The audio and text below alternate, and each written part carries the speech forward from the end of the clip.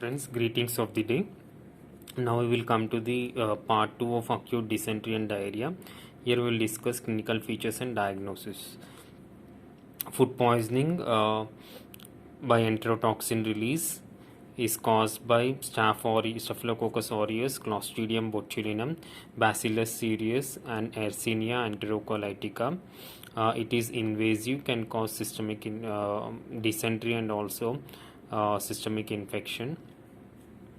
Rotavirus causes destruction of the villus in the intestines, and it may lead to secondary disaccharide deficiency.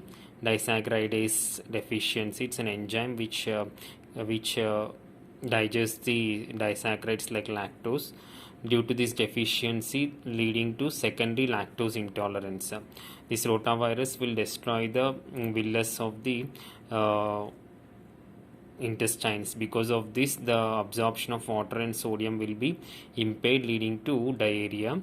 Because villus helps in absorption, because of this, water and sodium will lost in the stools, and also it leads to secondary disaccharide deficiency, leading to lactose intolerance. Yersinia enterocolitica, initially watery stools followed by dysentery, and it may also lead to systemic symptoms like pain in right lower quadrant, acute abdomen, mimicking acute appendicitis. So any patient comes with right lower quadrant pain mimicking acute appendicitis, and Yersinia enterocolitica should be differential diagnosis. Extraintestinal manifestations. Many organisms, many infections have extraintestinal manifestations. These are the points for in board examinations. Organisms causing reactive arthritis are Campylobacter, Yersinia, Campylobacter jejuni, Yersinia enterocolitis, Shigella, Salmonella, Cryptosporidium, Clostridium difficile.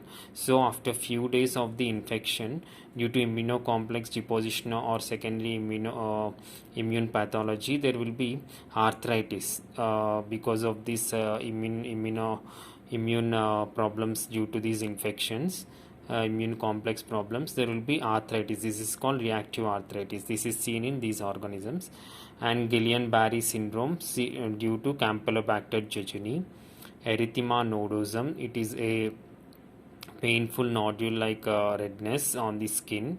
It is also due to secondary immune complex and immune deregulation of these organisms like Campylobacter, Yersinia, Salmonella. Hemolytic uremic syndrome, it is due to Shigella dysentery 1 and Shiga toxin or virotoxin producing E. coli. Glomerulonephritis by Shigella, Yersinia, Campylobacter. IgA nephropathy by Campylobacter jejuni. Okay. Diagnosis of these dysentery and diarrhea is mainly by clinical manifestations and history. In diarrhea, there will be severe dehydration features will be more, whereas in dysentery there will be abdominal cramping, blood in stools, tenesmus. In dysentery cases, there will be fecal blood and leukocytosis.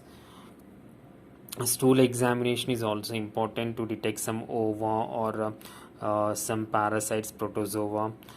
So this is stool examination. We can detect Giardia and Amoeba, but the specificity and sensitivity is very less because we can miss many cases during this stool examination. So if you suspect the bacterial dysentery, you can do cultures and you can also do antibodies in the feces. For Entamoeba histolytica, antibodies in species is the diagnosis of choice. After culture, you should plate the organisms, and we can also go for polymerase chain reaction to test the specific organism causing the dysentery, polymerase chain reaction. Serology is also useful for some infections like complement fixation test and enzyme immunoassay, immunosorbent. Some serological tests are also useful in some type of infections. So this is about some important concepts of clinical features and diagnosis of acute dysentery and diarrhea. In next part, we will discuss about treatment of the acute dysentery and diarrhea. If you like my video, please press like and subscribe to my channel. Thank you.